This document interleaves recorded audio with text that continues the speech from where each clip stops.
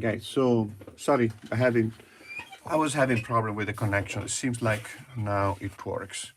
So again, I have received a few questions about how to use the head for to measure the figure, right? And so I'm going to go over this. I'm going to show you a few examples how to measure the figure using the head, but not just that. We can use anything else, right? But the head is using the head is the easy way or the uh, typical way of measuring the figure, especially a standing figure. Clearly, we cannot necessarily use the head every time we draw, but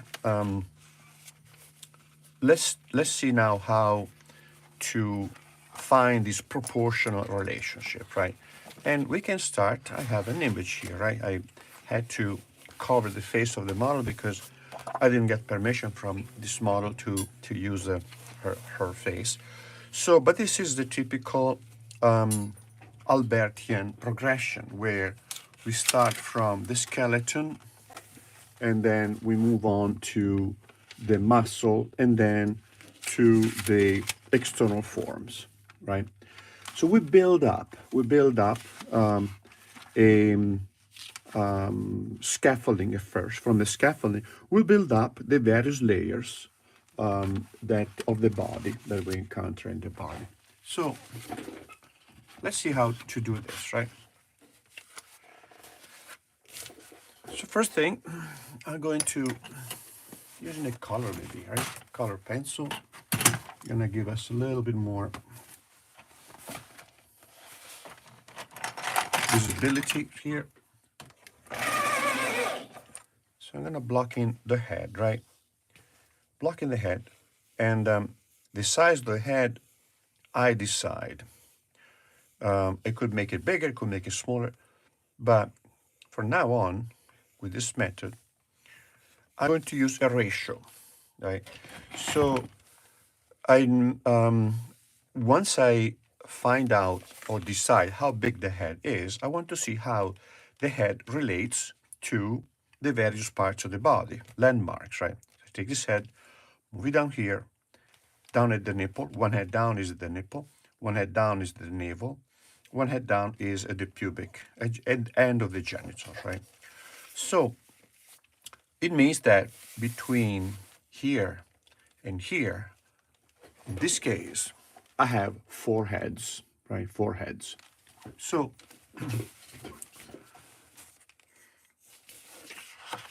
take the head, 1, 2, 3, 4, right?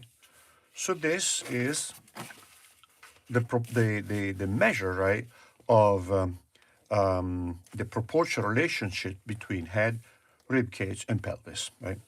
So I'm blocking now the rib cage here, eyeballing it, right? And the pelvis is going to be here like this. I block in this very, very loosely. I don't want to be too precise when I do this kind of work, right? I block this very loosely, and then I want now to figure out how long are the legs, right? I can do it in two ways. One way is keep using the head like this, right? From here to here.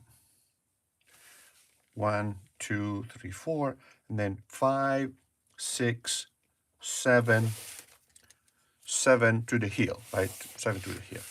Or what I could do this. I could take, you see this light line here, right? This light line here is the line of the pubic bone. That is usually the midpoint.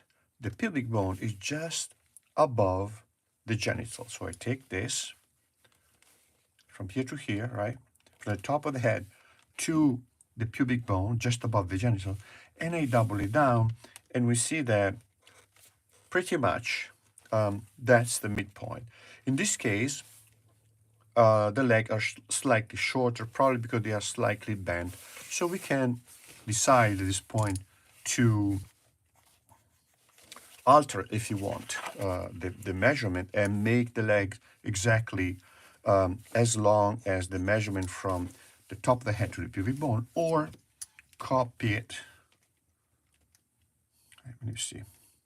So from here to here, I can decide if I can make this exactly the same measurement, right? Or make it a little bit longer or make it a little bit shorter.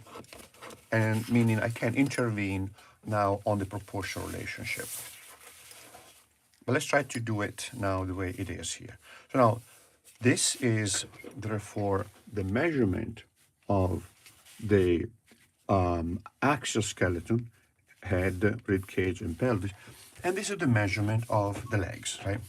So from here now, see that I have the root of the leg, which is kind of at the level of the pubic bone, a little bit high. So here like this, right?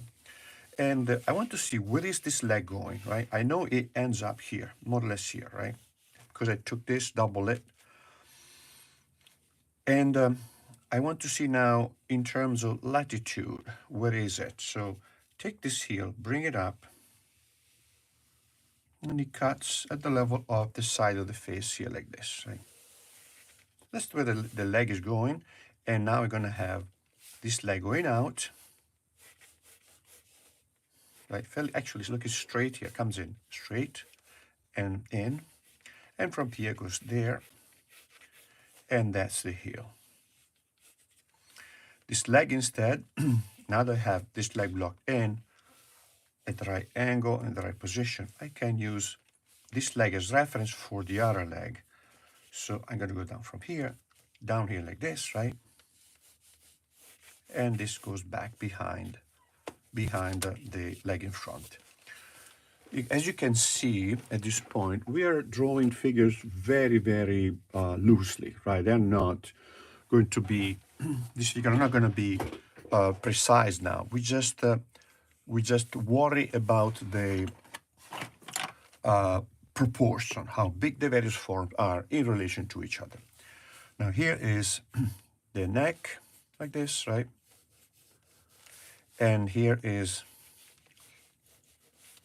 the clavicle, see that? The clavicle like that. And here is now, I can now add a little bit more organic detail, but not too many, right? Not too many. So I need to find out a little bit more landmarks now, right? So where is the navel, right? The navel, we see that it's down at the third head, meaning here, right? Look again, right? 1, 2 nipple, 3 navel, 4 pubic endogenital, right? So this is the one head down is the nipples here, right? One head down is the navel, and then down here is the genitals. We're lucky in this case because these are exactly one head apart, right? This model, she is canonical from the point of view of the classical measurement.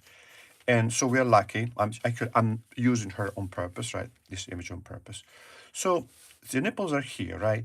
And I see now, I want to see what is this? Where is the rib cage, right? How wide is the rib cage? I can use the head, take the measurement of the head, and then put it here. And I see that the rib cage is the same width as one head, right? Again, I'm answering a question that I received. How do I use the head to create a proportional relationship, right? So now this is the width of the head, and I have it here. Now I can simply I can simply eyeball the positioning of the rib cage in relation to the head, or I could bring this up right here, and I see how the maximum width in here, actually the width of the rib cage is right next to the ear, so here. All right, so it's a little bit more to the left here like this, right? Now, because I move this to the left, I need to move this to the left, right? This still has to be the same measure of one head, right? So now, move this to the left, and I want to see if I bring this up, if I have this much space in between. It's kind of, right? Similar. So we see how these are all approximations, right? The approximation, but by doing this, by working with approximation, with this kind of measurement, what you're doing, you're developing a good sense of proportion. You're developing your skills in evaluating proportions and ratios, etc. Now, where is the navel, right? The navel is also on the side of the head here like this, so it's about here. This, I probably need to move the head here a little bit. And then the genitals are about here, right? So I need to move the leg to the left a little bit. And this now is here. So we see that this volume here, this space in here, is bigger than this, right? So I need to have this bigger and this smaller. Down like this, right? So once we are done with this, I'm not going to do, I'm trying to repeat, just for those of you that just got in, I'm trying to now go from this level of depiction of the human body to where I can find the landmarks, for example, the jugular fossa, the nipples, the linea alba, the navel, the iliac spine, etc., pubic bone, and then reconstruct the skeleton, right? So you can see how these marks are still relatively tentative, right? Now, the nipples are here, and I see that one is slightly higher than the other one. I know where they are. They are about here. So one is going to be just outside, see that, outside the profile of the rib cage here, at this level here. So this is one breast here like this, right? And the other one is kind of not central in this half, right? But a little bit to the right of that in here, right? So this is now the other breast like that, right? So one a little bit higher, probably this is a little bit higher, so I'm going to move it here, right? And this a little bit lower. And now I have the other breast here like this. Then we have the, this is the pectoralis, see that? This is the pectoralis here like this, right? And this is the deltoid. This is now the pectoralis also, right? So here, pectoralis, and the breast, of course, is on top of that, right? Is the deltoid. And now I look at this arm. Where is the arm? How low does the arm go? And it's a little bit above the navel. How do I find the passage from the upper arm and the lower arm? See this pointing here, where is the change of angle here, linked here, like this, right?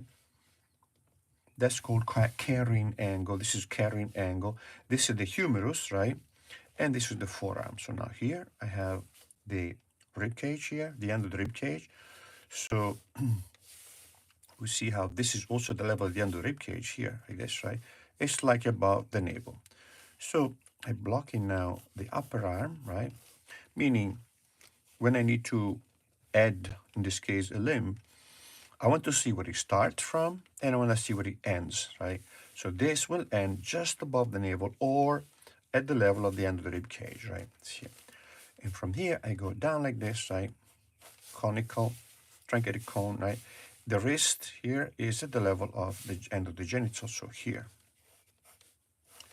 And then I have now the hand, right, like that. So here is the other arm, right here.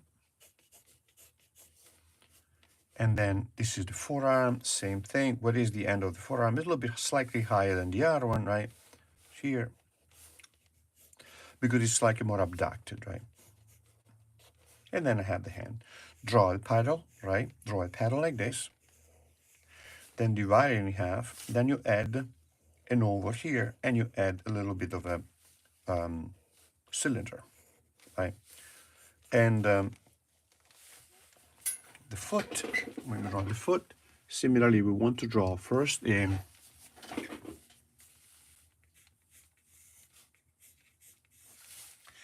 a circle, a sphere, and then the foot goes down at an angle like this. So I'm looking, how is this wedge? I'm gonna draw a wedge here. How is this wedge oriented, right? In relation to the horizontal line. See that here, this angle here? So I'm looking at this angle here, and I don't look at the detail of the toe. I just wanna block in the volume. And now these are wedges here. That's a heel, and this wedge is here, perpendicular, 90 degrees. See that, 90 degrees with the other foot like that, right? So now, what I'm gonna do, I'm going to clean up a little bit this, and we're going to find the skeleton inside this figure, which I'm going to draw in blue. But first I want to refine the figure. So you see, you can use the head, right? In this case, we're using the head to draw the figure. But why did I use the head and not the feet? Well, because that's a tradition. This method is based on the measurement of the head, right? But then I can use this method using the measurement of any part of the body, not just the head, right? So now, blocking in this, I mean, I can see how long is the arm compared to the leg, compared to the head, compared to anything else, right?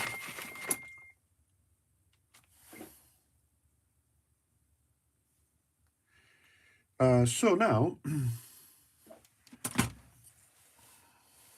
sharpen the pencil. Now we're going to go over this with more accuracy. So what I did now so far is the measuring phase. I want to divide this process in phases. First, the measuring phase, where I don't care if the drawing looks realistic like the model. I just need to have the right measurement, the right proportion, so that the leg is not going to be too long or too short, the arm too twisted, too abducted, and whatnot. I need just to look at the measurement, and that gives me the proportional relationship that between the various parts of the body that creates harmony, that creates a viable organism, a viable figure. So blocking the head, right?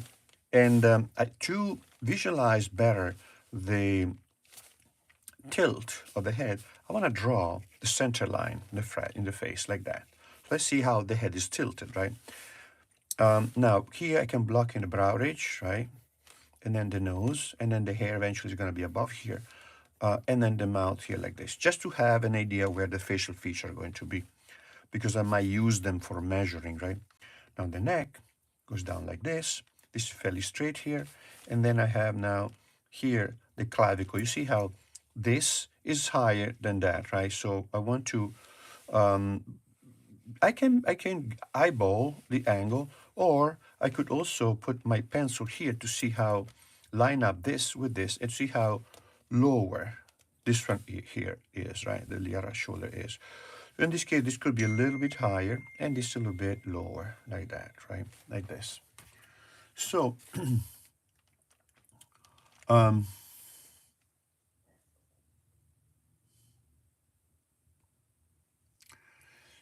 Luis Tello. So yes, you're right, but the question of Tello is this, right? When you're blocking in a volume, it should never be specific or precise. Focus should be placed in proportion. Exactly, that's exactly what I'm doing. So in this case in here, I blocked in the proportion, right? Meaning how big the head is in relation to the other parts of the body. So those are the proportional relationship I've been discussing so far. But these are the typical proportional relationship. So we need to distinguish, right, between typical and specific. So now, I cannot do everything at the same time, I'm focusing on the typical proportional relationship.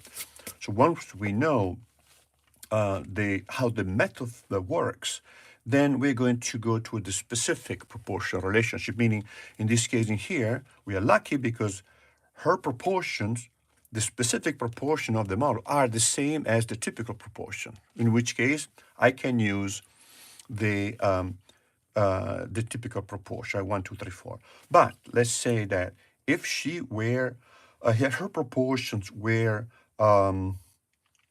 let's say instead of forehead, I had 3 3/4, that's what I copy. So I would do this. I would take the head, right? And I would do 1, 2, 3, 4, minus a little bit. So now her genitals arrive down here. and I'm looking at the nipple, maybe the nipple are not here, maybe the nipple a little bit higher, and the navel is not here, maybe it's a little bit higher too. So in this case in here, I would use the same method, but using the specific proportion. I hope this answered your question, Wisdom. So, meaning we can approach this from various points of view, right? Various points of view. So, use various methods, right? So here now is the rib cage, right? Like this, and then I have here the pelvis, right? I'm looking at this angle. See, now I'm paying attention, a bit more attention to the organic form, right? So this angle here, I have the change of angle here between the sternal oblique, see that, and the gluteus medius. This is now the thigh, like this, right? And this is the tendon of the adductor. See that? The tendon of the adductor is just right next to the genital, and this is the volume of the adductor, right? So I'm looking at 1, 2, 3. See that? These angles here, 1, 2, 3. So now 1. So I have the scaffolding, right? So the scaffolding here was precise in terms of height, width, and angle. So how high, how wide, what's the angle? That's what I worry about when I copy the my model, creating this scaffolding. After that, once I know how high and how wide, then I can position this more precise change of angle. See that here, here, and here, right? 1, 2, 3. See that? And this corresponds to the swelling side. This profile now corresponds to the swelling that I will have in the regular in the model of the adductors, right here next to the quadricep, right? So now here we have the knees like this, right? And now I'm looking at this angle here. Is my angle is a little bit too much compared to that. So I can intervene. I can intervene and make it a little bit straighter, right? See, now I can spend time. So I move the Achilles tendon to the right, to the left a little bit. This, right, a little bit straighter. And so now I can spend time looking at the organic detail, because I know the scaffolding of the figure is correct, right? So now I block in here. So pretty soon we're going to put in the skeleton inside this figure, right? Now here I have the trapezius like this, and I'm looking at this triangle. So this triangle here, right? I'm looking at this triangle. So now this here, this angle of the trapezius could be a little bit steeper like this, right? And now this, the clavicle could be a little bit lower because this triangle here, mine was a little bit small, so I'm making it bigger, right? So as you can see, with the scaffolding, we went pretty close to the proportion, pretty close. But then we intervened further with the second passage where we now are moving from the measuring phase to the more anatomical phase. So from measuring and structural phase to the organic phase, where we look now at anatomy and the how the muscles develop, right? The deltoid, see 1, 2, 3, see this here, and down like this, right? Now from here, I have now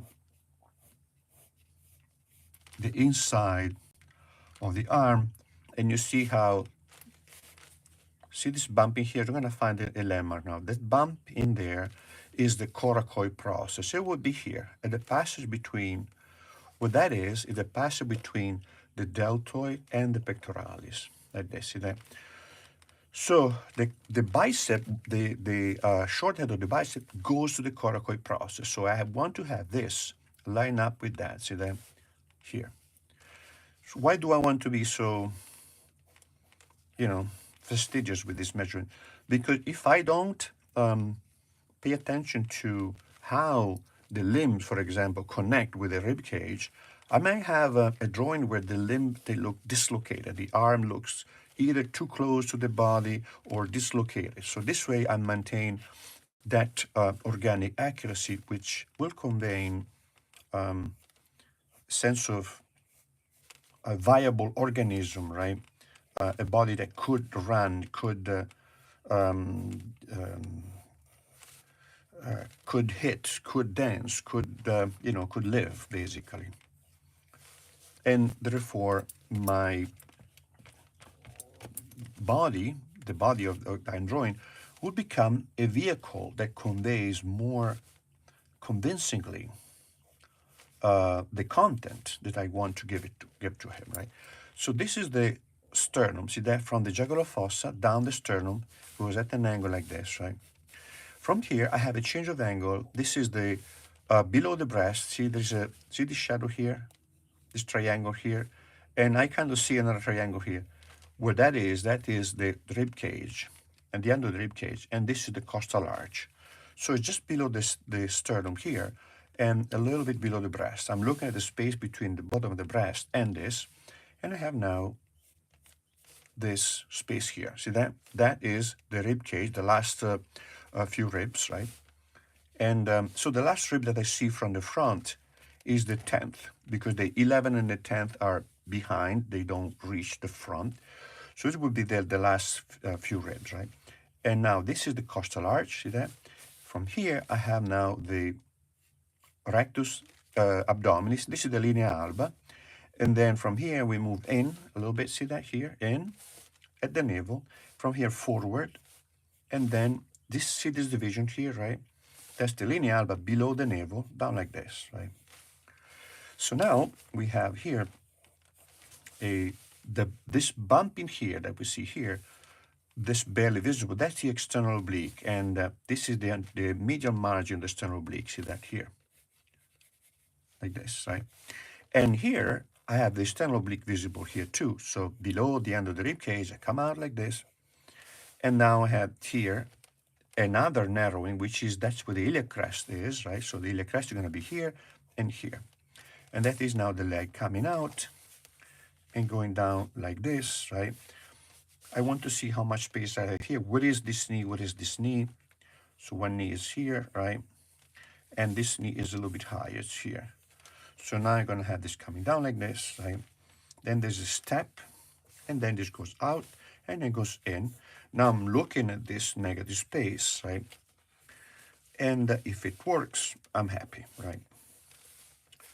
So one word about the negative space. I never use the negative space as a measurement to build something, because it's a negative space. I want to privilege the understanding. I want to the measurable organic forms, right? Because the negative space is exactly that. It's a non-space, and I cannot get clue from the anatomy by looking at the negative space. So, but I use it later to see if I have achieved the result that I want, as a way of checking, but not as a way of measuring, right? So negative space is useful, but I like to work with the organic aspect of the body, not the spaces in between. Now this is now not a little triangle. See that here? Not a little triangle. We have here the pectoralis. It's probably a little bit lower. I need to lower this breast a little bit.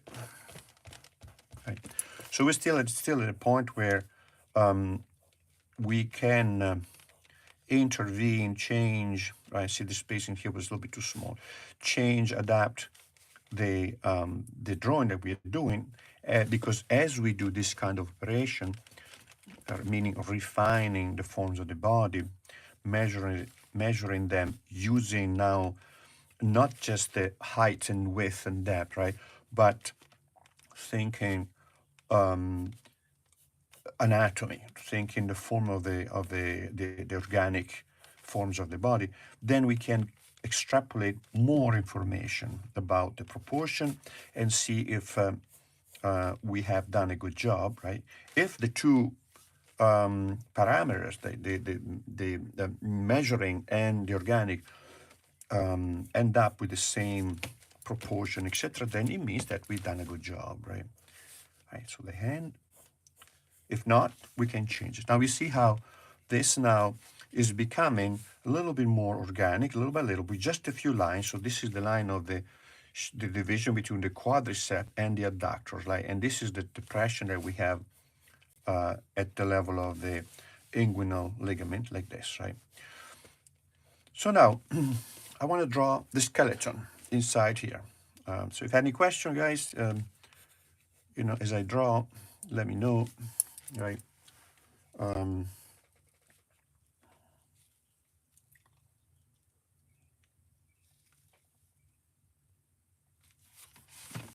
So now, right, so we're blocking the figure like this, right? If I, in other words, about using the head, right? So I'm looking at here. If I, what I'm trying to extrapolate when I use the head or this proportional relationship, is I'm trying to figure out a ratio, right? So the head in relation to the torso, in relation to the leg, etc. That's my ratio. So in this case, it's 1:4, right? In the case of the total figure, is 1:7, right? But if I start now, let's say, with a head like this, right? 1:4 is about here. But if the head is like this, 1:4 is about 1, 2, 3, 4. It's going to be about here. So I'm concerned, or if I make the head like that, right? 1:4, 4 is going to be down here. So finding the ratio permits me to draw in whichever size I want, right? So I don't copy that here and I put it here.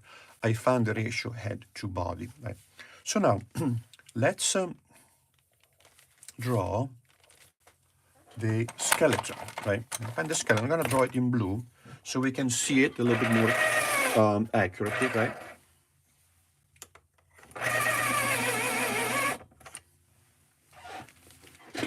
So now we have jugular fossa, right? Like this. And once I find the jugular fossa, I can find the top of the rib cage, because the top of the rib cage is at an angle, right? It's not horizontally. Let me show you on this side. This is the rib cage, right? And this is the pelvis, like this, right? So the top of the rib cage is gonna be like this, right? And the front is here. The back is here. So this is the head, this is the face, like this, right? So now, this is going to be higher. So then when I see this, I look at where, more or less, I look at where the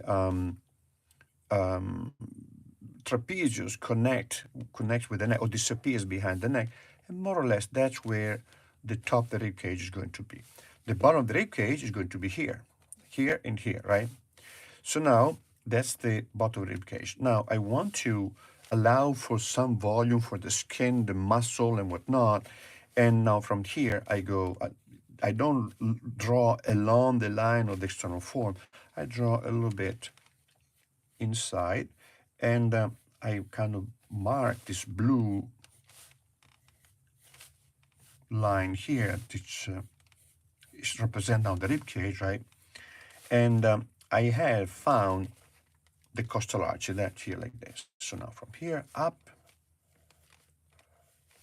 down like this, down like this, and now here's the sternum, right? Now I have the rib cage, right? Now I have the clavicle. The clavicles are easy to find, right? So from the jugular fossa, next to jugular fossa, I have the clavicle like this, right? One here, and then one here. So below, so this is this bump in here. Is this bump in here? That bump in there is the AC joint. This line here is the acromion. It's part of the scapula, right? So the clavicle will go up like this, which is a bump in here. That is the connection between the clavicle and the collarbone and the scapula, comes from the back. But this portion here is called acromion, right? And it's always like at an angle like that. The head of the humerus is just below this. When you see this, the head of the humerus is going to be here.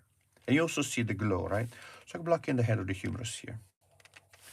When I see the change of angle here, from here to here, there, see that? That is basically the head of the humerus. So now I have the humerus here. And now here, this portion here, so this is going to be the radius. The radius is always on the side of the thumb, right? So the radius starts from always the outside and then follows the thumb. So now the radius is going to be here. The ulna instead starts from the center here and goes to the pinky. So the pinky is behind. So now I have these two bones crossed like that, or actually overlapping, right? So radius and ulna. Now here is the iliac crest, right? Why is that? Because we have this change of volume here, right? Let me show you. So this change of volume here like this, right? Is the external oblique that connects with the iliac crest. So when I see this bump in here, so a bump in here is the end of the rib cage. Bump in here is the external oblique connecting with the iliac crest, right? So now I find the iliac crest, meaning I find the top of the pelvis. Top of the pelvis now is going to be like this because the pelvis is also oriented slightly at an angle like this, right? So this is the iliac spine. It's the iliac spine. And actually, this could be a little bit more on the margin here. And the pubic bone is here, the lower quarter. Remember, we measured that as the midpoint, which is a little bit higher than the genitals. And it's at the lower quarter of the pelvis, right? So now, this is the top of the pelvis like this, right? This is the pelvis at an angle. That's the pubic bone. That's the iliac spine. Now I have this is here, right? This is the inguinal ligament and actually the anterior margin of the pelvis here. See that here like this, right? See that here. And it's a ramus created by the ramus of the pubic bone that goes toward the iliac wing. Right? So it's with iliac wing and pubic bone connect here, more or less. See that here. So now we have the bottom of the pelvis. This is the end of the genitals, right? Like this. And from here to here, to here, we have now the bucket of the pelvis, right? So the genitals, this is the pubic bone, this is the pubic bone. The genitals are going to develop here, this part in here, where female or male, right? They're going to be developed here like this. So in women, the bottom of the genitals correspond to the bottom of the pelvis. So it's easy to find the measurement, right? Now we block in the our arm, so head of the humerus, end of the humerus, shaft. Now the arm, the hands are directed forward like this, which means that the bones are parallel. When the thumb is outside, we are in supination and the bones are parallel. Now from this point in here like this, right? This is the end of the humerus. I'm going to go first with the ulna, because the ulna, let me show you the ulna, right? The ulna is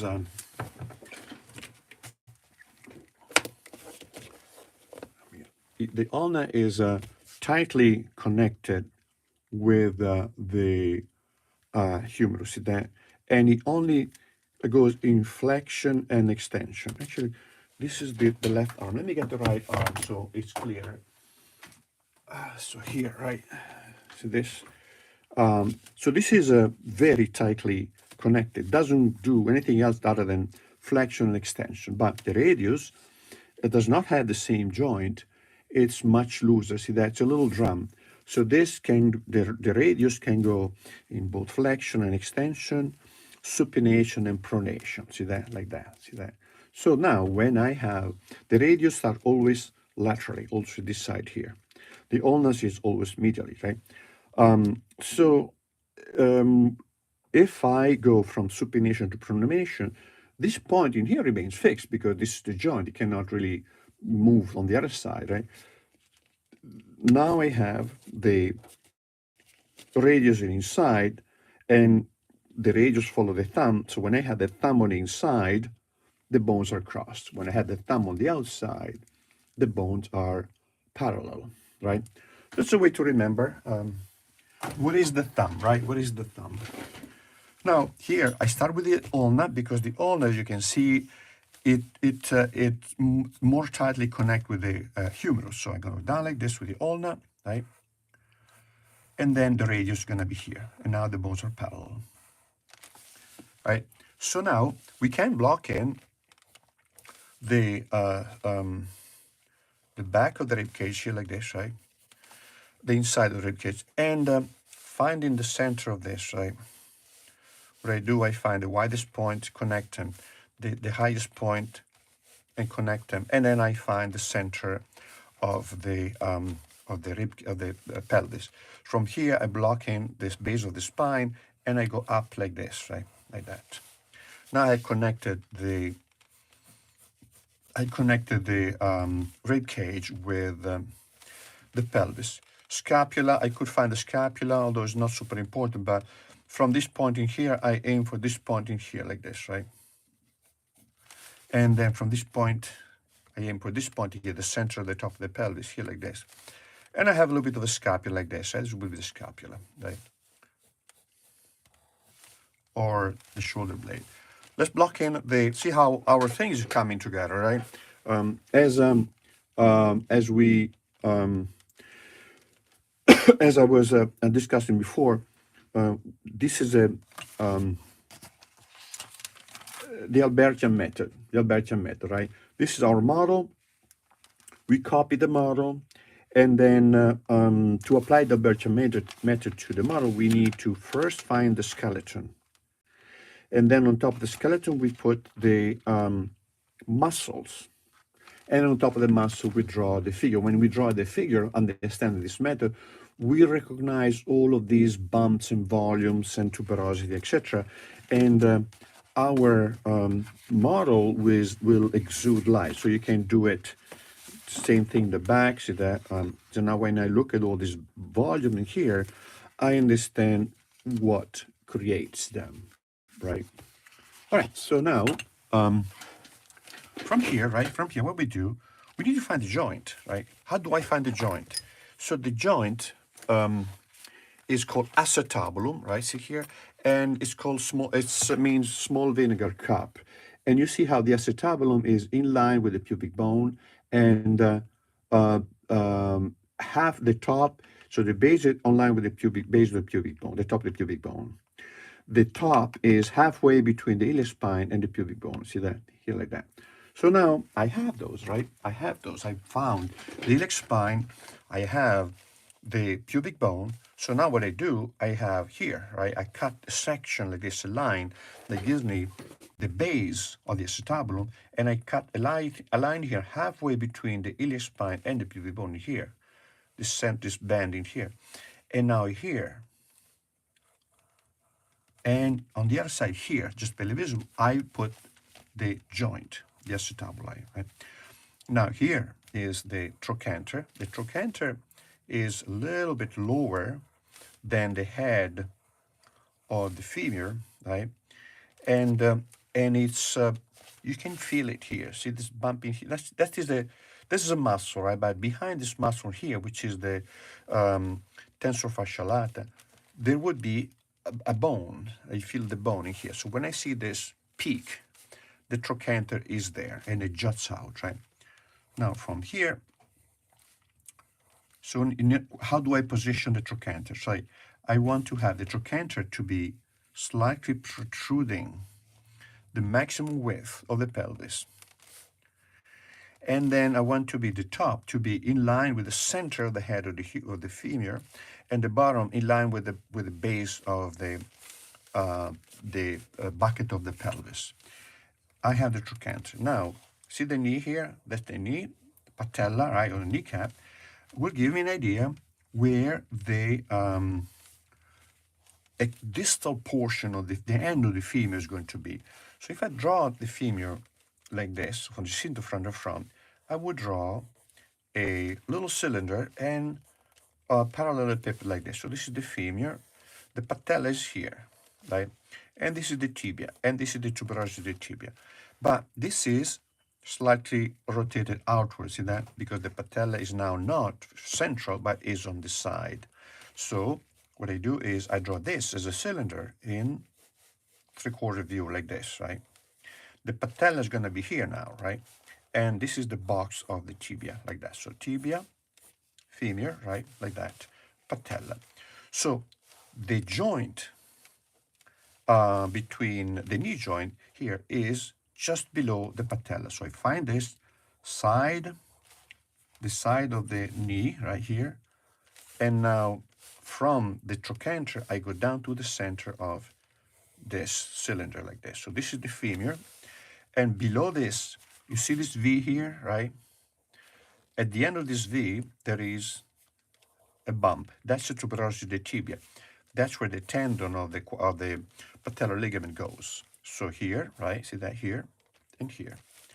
This is now the head of the tibia, and this is the end of the head and the end, right? So now from here to here, I block in the tibia like that, right? The fibula on the other side. For now, we leave it alone, right? Now I have basically the leg and the thigh blocked in, and patella here, same thing, here, like this, right? And then this goes behind. I could block in the fibula, would be here, and the other malleolus, we don't see it, but with the skeleton, we might be able to see it. And that's the fibula, like that, right? Like this. So heel, and then, and the foot like that, right? So now we blocked in the skeleton inside the figure, right? Starting from this joint here. See how we started with this very quick blocking in measurement without really being concerned at all about the precision, the organic precision. That we weren't concerned about making this joint look like her in the detail. First is the measurement, the exactitude of the measurement, and from there we can develop the figure more accurately, in a sense. So how can I use now this method to block in the figure in a more intuitive, a quick way? All right, so let's see. I have blocking a head, right? So right here, blocking one head, right, like this, right? And then now I have here the rib cage, right, like that. And I have the pelvis like this, right? Now these are not going to be lined up like this proportion anymore. Therefore, most likely the proportion I have in here that are exactly 1 to 4 are not going to be applicable to here. But what I could do, right, if the head is not leaning forward but still fairly straight, I can still measure the proportion relationship by doing this, and this, right? Sense like this, right? So now this comes down a little bit lower than that, right?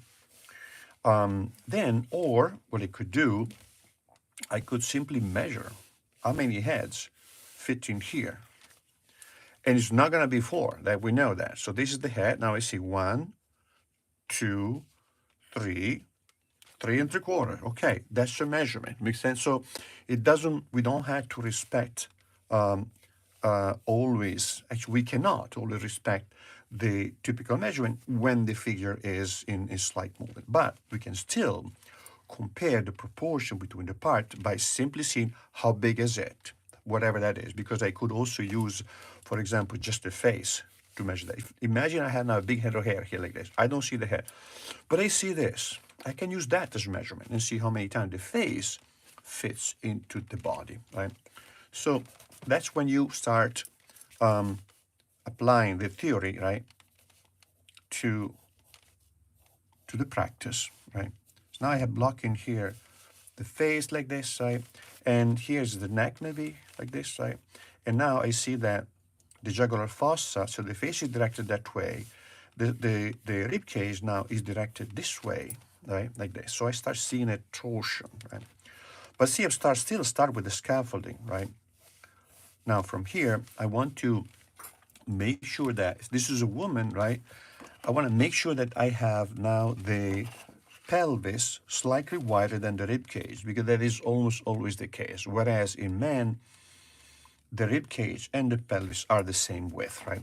So I'm using now, in a sense, what I know to be true without really looking at the model, because this is the scaffolding that is, again, is not about the exactitude of the physical characteristic of the model, but it's the typical proportion that I can alter as I proceed. Now this is the pelvis here like this, right? And now I see maybe here, the pubic bone is here, the genitals are gonna be here like this. The breasts are gonna be about a little bit higher in this case than the rib cage, like in this case here, right? See that? A little bit higher than the costal arch, right? The costal arch is here, therefore the breast is gonna be about one here and one here, like this, right? I block them in here. I want to make sure I know where to add the various parts of the body, right? Over to the skeleton, because I need to maintain that organic coherence, right? So now here is, as you can see, what we did before, right? The external oblique over to the iliac crest here, and then down to the inguinal ligament. From here, I have now the sternum, linea alba, navel, and then the linea alba going down to the belly like that. So joints, right? I want to know where the joints are, because that's where I can attach the leg, right? So now, before I have the axial skeleton and now the volume of the axial skeleton over it, because I always prefer to start drawing from this part in here, the skeleton, the axial skeleton, because the arms and the legs are going to be attached to that. So it's going to create a much more convincing figure if I do that, right? So now, meaning if in a pose, if the rib cage, this portion here is not accurately positioned in terms of proportion and pose, when I put the legs in there, it's very easy to lose the sense of balance or unbalance or dynamism, etc.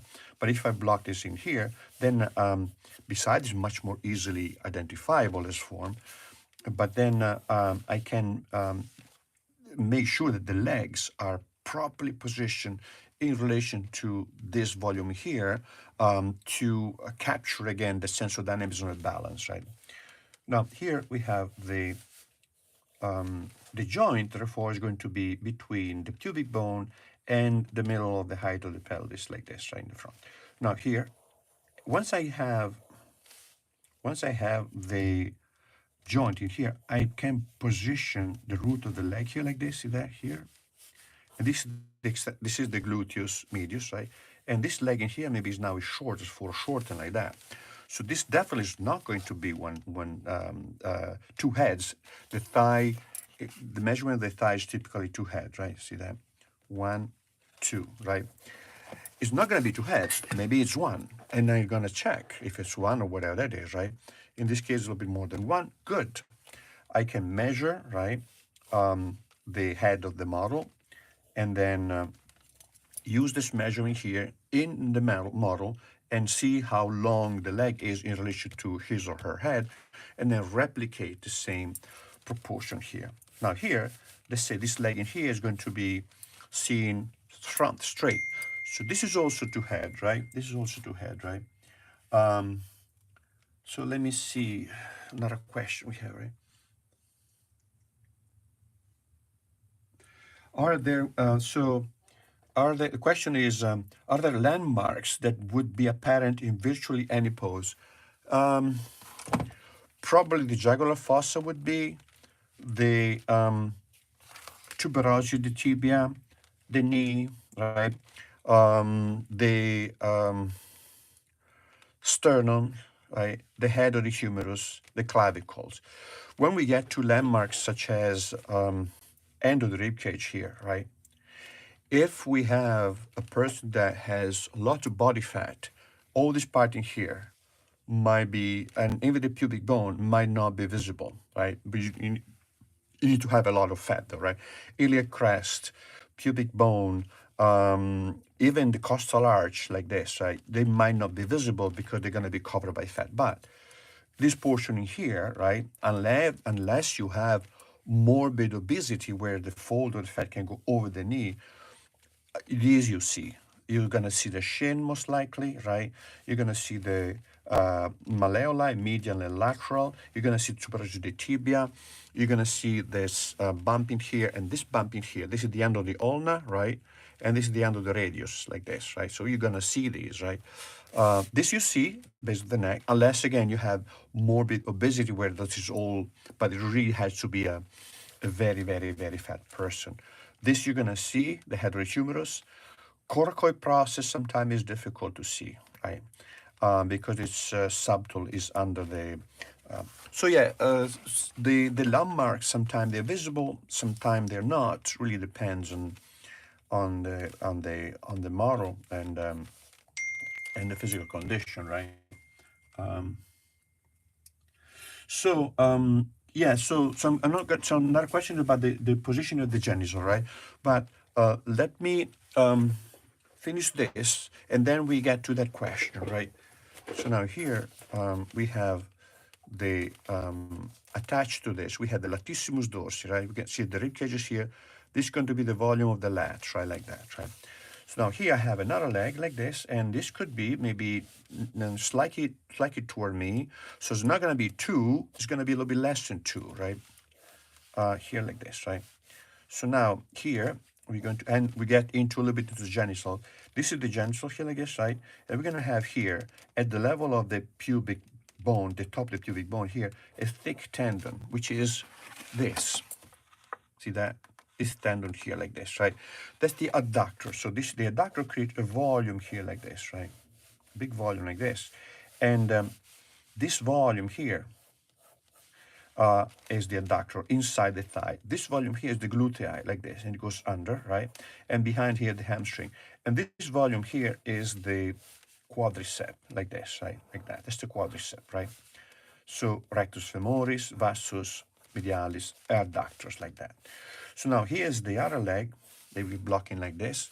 And now I block in a little bit of the gastrocs, right? And here I have the sartorius. This the line that we have here that is a transition between the inside of the thigh, the adductor, and the lower leg here is the sartorius, goes through the goose foot. And here's the knee, is the tuberosity of the tibia, right? So we see all these landmarks like coming together.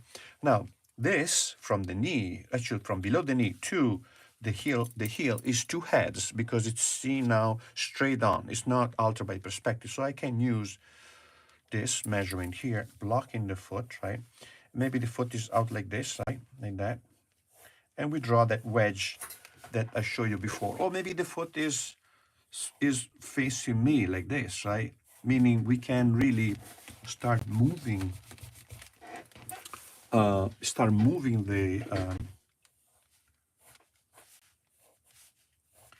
the feet, right? Or any other part of the body, depending how, what's best for the composition, right? Now here we have now the arm, upper arm coming down like this. The upper arm, the length of the upper arm is about the length of the rib cage. So from the front, I see it here. And I use the same measurement from the jugular fossa to the end of the rib cage. That's more or less the length of the upper arm. The forearm a little bit shorter than this, so I take this, bring it down here like this, assuming that I don't have, again, foreshortening, right, like this. Another way you could appreciate the measurement of the various parts of the body is you could, for example, if I lift my arm like this, usually the elbow here is the level of the top of the head. So I have this like this, right? And then the hand is a little bit shorter than the forearm, right? So I make the hand a little bit shorter than the forearm. So I have one longer, medium, short, like this, right? So now from here, I have this scaffolding. I can go back over here, right, and add a little bit more information, right, about the specific physical characteristic, the physiognomy of my model, right?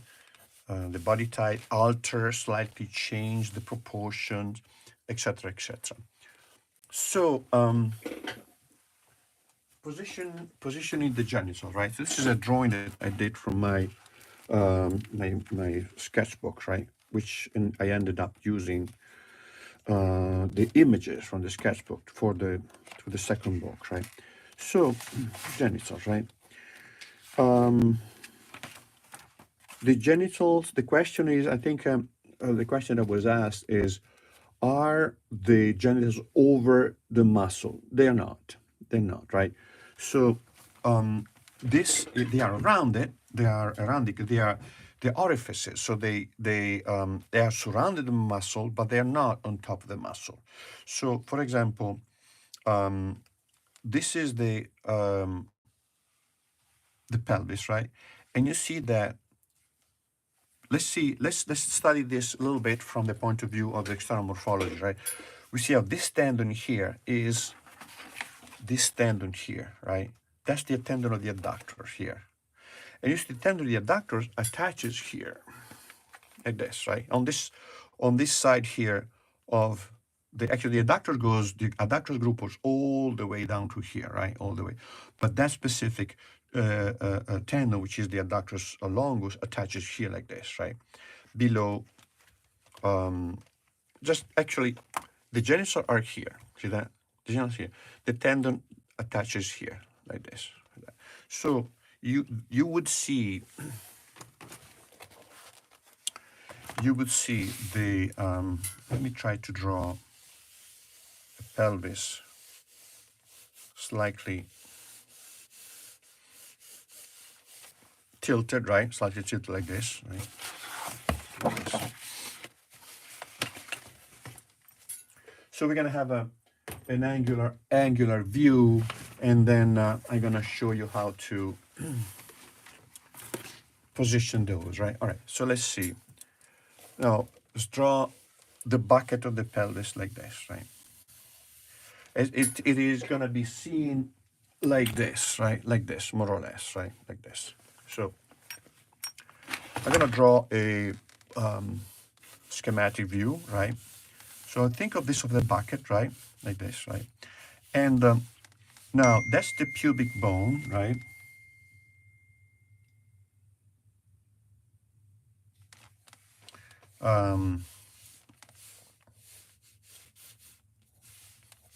So like this, right? And like this, right? Then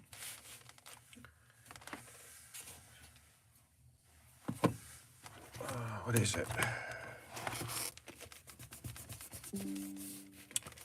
Then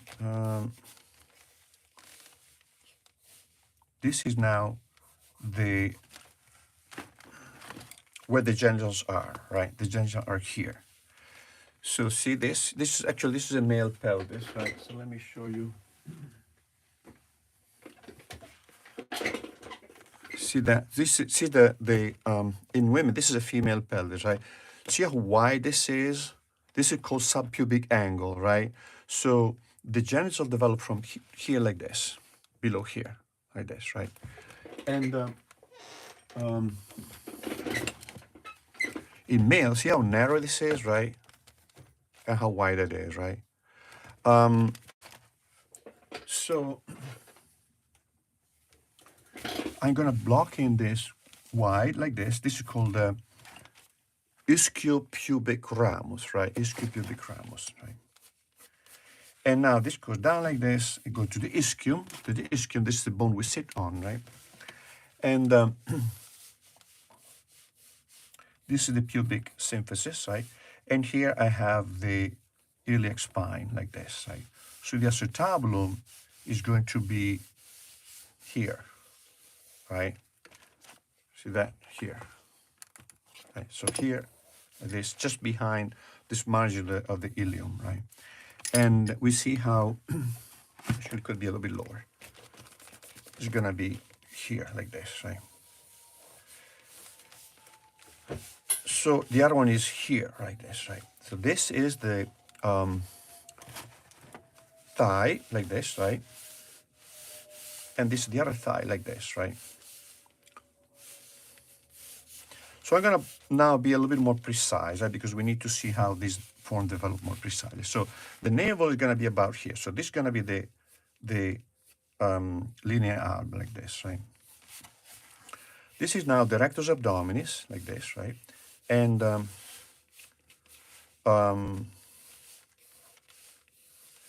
this is the external oblique, like this, right?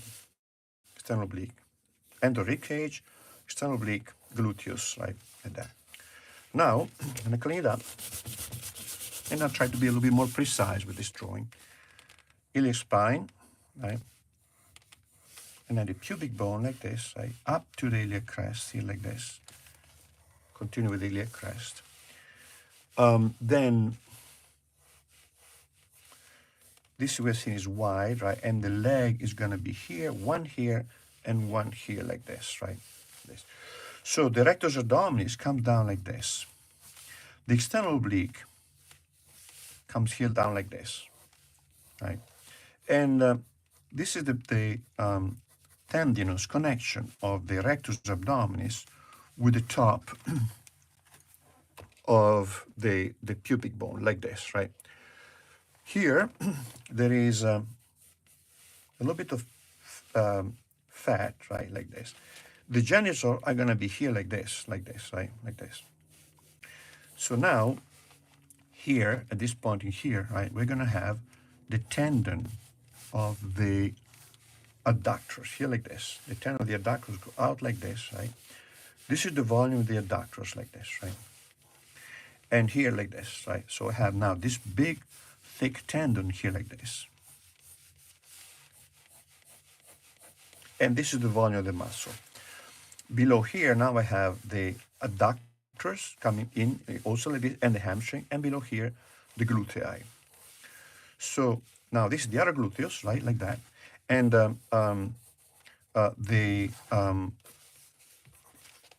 there is a, actually a bit more to the side, like this, right? This is going to be here, the volume of the pubic mound here, like this, right, is going to be on the side, is going to be between the two tendons of the adductors, right? There's another tendon here, that's the tendon of the gracilis, like this, that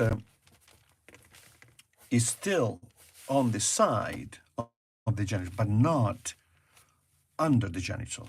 Is here. It is here. The gracilis is about here. So you have the adductors, the gracili like this, adductor gracili like this, and the genitals are gonna be here, just below that. In this area here, we're gonna have the pelvic floor, and I have an image for you.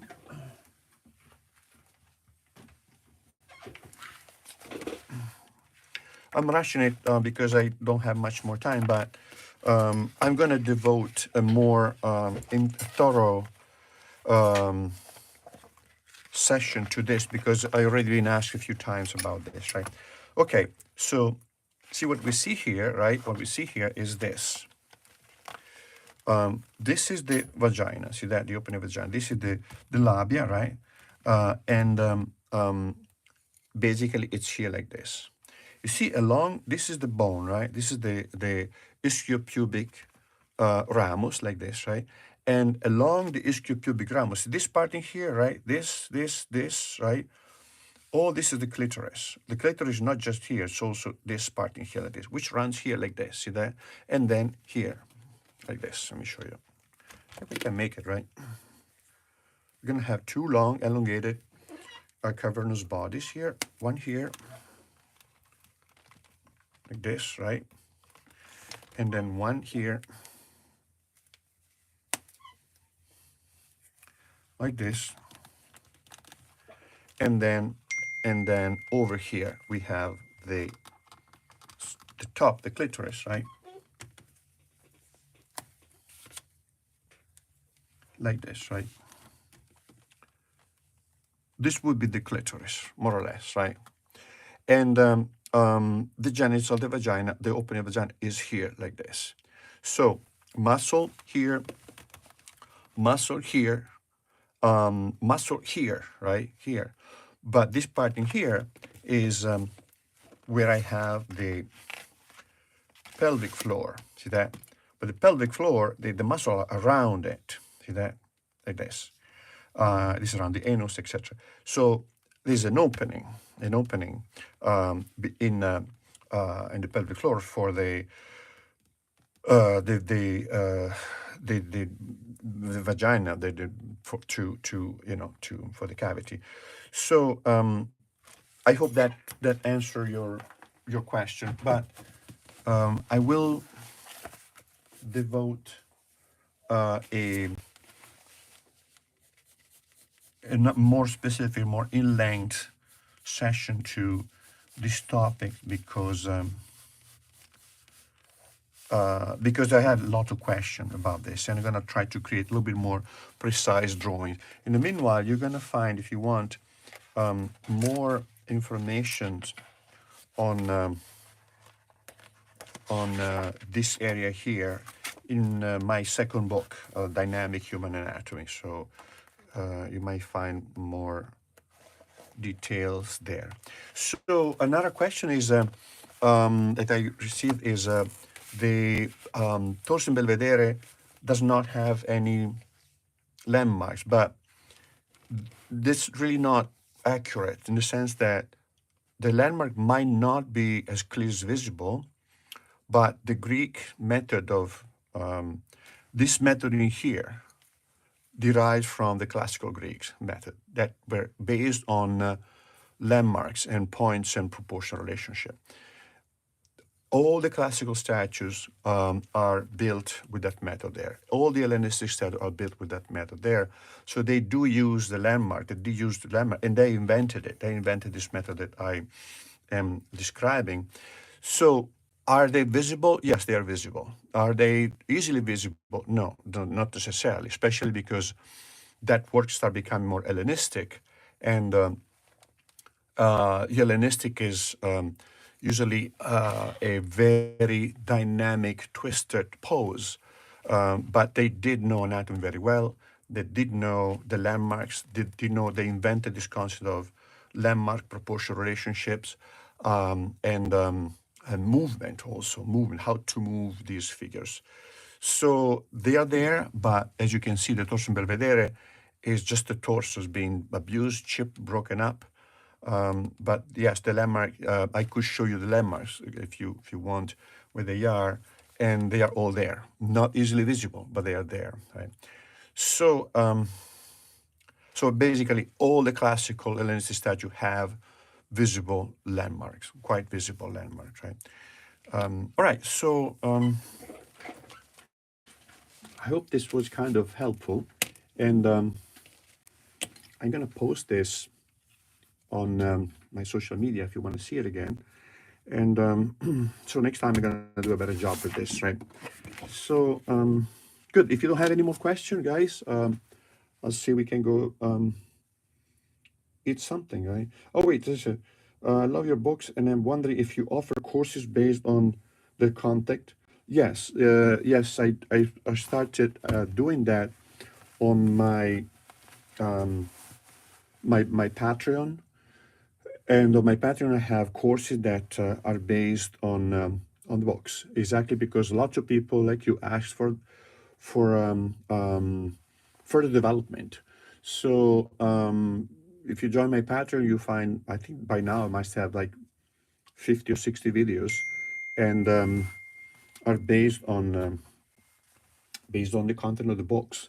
Now we're going to have another book coming out, and that book will have also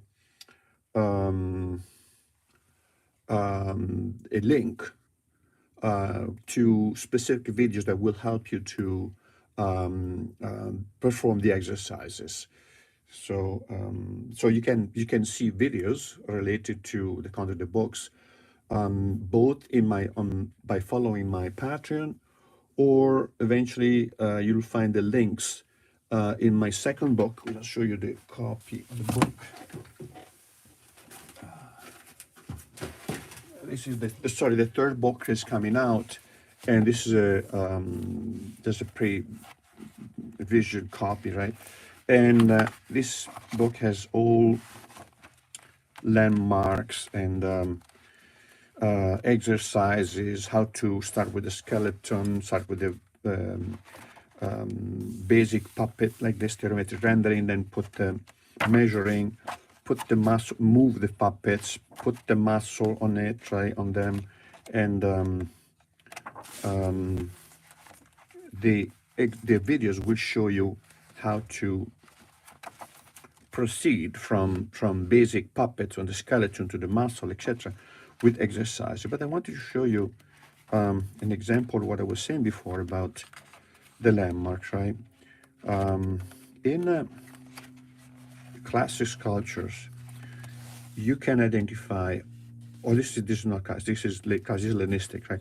You can identify all the land. Look at that. That is the that is a tuberosity of the tibia. That's the shin. That's the medial malleolus. That's the lateral malleolus, right? That's the heterohumerus. That's the coracoid process. That's the clavicle. This is the same thing is true for the torsion belvedere. It's for everything. Or I think I have other images like that, right? That show. This is Titian. Titian equally knew exactly how to deal with anatomy, right? This is Proudhon. But here is a classical statue. I see this, this is the Polycletus doryphoros, or spare bear, right? So look, iliac crest, iliac spine, inguinal ligament, pubic bone, costal arch, endorheic cage, heterohumerus, clavicles. This little triangle here is the coracoid process, right? Patella, tuberosity of the tibia, medial lateral malleoli. They came up with a method. So of course they knew all the classic statues have landmarks. They're based on that. So okay, good. So I'll see you maybe in a couple of weeks. Right? If you don't have any question, we can go. Thank you so much for following and be here today. See you in a couple of weeks.